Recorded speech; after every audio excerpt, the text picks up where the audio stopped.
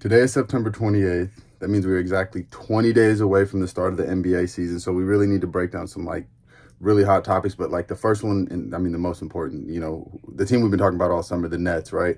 Obviously we had KD's trade request, but there's three things I really want to look into. And the first is Ben Simmons. How does Ben Simmons fit with this team? I think he kind of does a lot of the right things that Harden brought, except obviously there's not much scoring that you're getting with Ben Simmons. We got the famous 2-point playoff game against the Hawks a couple of years ago. So we know that at any point he can pretty much just disappear offensively. But what he brings is kind of a lot of everything Harden didn't in terms of defensiveness. He's able to switch. He's going to be able to guard pretty much every position at a high level. I think this would be the first time, really, in my opinion, that KD has got to play with a super ridiculously high level facilitator. I think Harden is of the same mold, but he's not a playmaker. He's going to score too. Ben Simmons is going to go out there and try to put up 20 assists and 20 rebounds and 0 points possibly. I mean, he would never score if it was up to him possibly. So I think the Ben Simmons fit is perfect. Steve Nash said it today. They don't need him to shoot the ball. They got enough shooters over there. As long as other guys are going. Now, if guys are not hitting shots, it's going to be bad news because he's completely ineffective when no one else is hitting shots. But like we said, we're pairing him with KD, Kyrie, Joe Harris is still there, Seth Curry. I mean, they got guys who can spread the floor. At this point, it's a matter of is Ben Simmons going to get on the floor, and is Ben Simmons going to have an attitude where he wants to play? Is he going to want to dominate? But he gets to be the third star, which I think kind of fits him a little bit better than being the main guy, even the second guy, because he gets to have the ball in his hands, but he doesn't have to be the guy. With Embiid, he still had to kind of be the guy, just because Embiid's a big man. But we know at this point, at the end of the game, you could pretty much just assume Ben Simmons is not even going to really touch the ball. He's going to be standing around watching the shot go up. So, which is, in my opinion, is okay. There's nothing wrong with that. I think, he gets paid a lot of money to do that. But when you have KD and Kyrie, those guys are there for that reason. So I think Ben Simmons' fit is good. It's really about the mental side with him. Is he going to be able to step in and play? Or is he gonna have some of the issues Harden had too? That culture. I mean, that kind of leads into the next thing. The second big point is culture.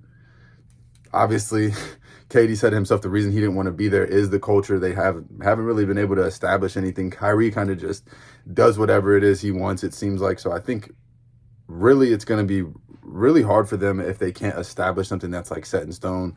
I know they wanted to bring guys in, but I think the culture there is kind of fractured. So this is a team I don't know. I mean, I'm really unsure. They have the talent, obviously, not a problem there. But culture is terrible. KD telling that he doesn't trust in the coach, and whether that was just a ploy to kind of get the front office to do what he wanted, or if he was being serious. Either way, I think that's going to take a major dip on your culture. So I think culture is going to be a big part for them if they're able to. But on the flip side, if they are able to rally together, they're going to be a great group of guys because they have the talent. And, being a bad guy is sometimes the best thing that can happen to you. Being put in that situation where everyone's going against you, sometimes is the best thing that can happen to you. So I think if they can get the culture right, leading into the last thing, which is talent and fit, I think we know the talent and fit is there. Three guys, I think they're the only team besides the Lakers with 3-star, all-star level players. It's not a hit at the Warriors, but we know Clay is past his prime, and Draymond, I don't know if Draymond's ever really been a star. Obviously, they have a better coach, in my opinion, and system, and young players is obviously everything is there. But when you're looking at, in terms of talent and fit, I really don't think there's another team besides the Lakers that have three guys at the top that are that powerful. So as long as they can work that out talent-wise, they're going to have no issues. I really think fit's always another thing. There's always guys who look great on paper. A lot of guys look great. Maybe, you put them in a 2K simulation because KD can shoot the ball and this guy Kyrie can handle it, and Ben Simmons doesn't need to shoot it because they got all the right pieces around him. That doesn't necessarily mean when you put him on the court in between the lines with the refs and, you know, everything, and you jump that ball up, that the game's really going to go that way. So he may not actually fit the way they're anticipating. So, you know, who never knows? In that situation, we might even see like them blow it up by the trade deadline if things aren't going the way that's supposed to. Kyrie's on a 1-year deal.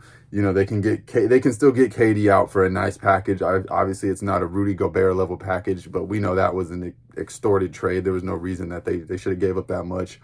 So who knows if they rally together and the fit is good, then we might be looking at a team that's sitting at the top of the East, easily can contend for a championship. Like I said, there's no other team in the East that even has like 3 high-level stars like that. So, you know, I think if they can bring it all together, Ben Simmons can get his mental health correct. He can stay on the floor. We don't have any of the Kyrie vaccination issues, so he's able to play. You know, you're not going to lose out on games with him unless they play in Toronto. But besides that, he's going to be good to go. I just think it's really about fit for them. So, you know, if you think that there's something that they should do or go in a different direction, or just let me know what you think about, you know, the Nets moving forward this year.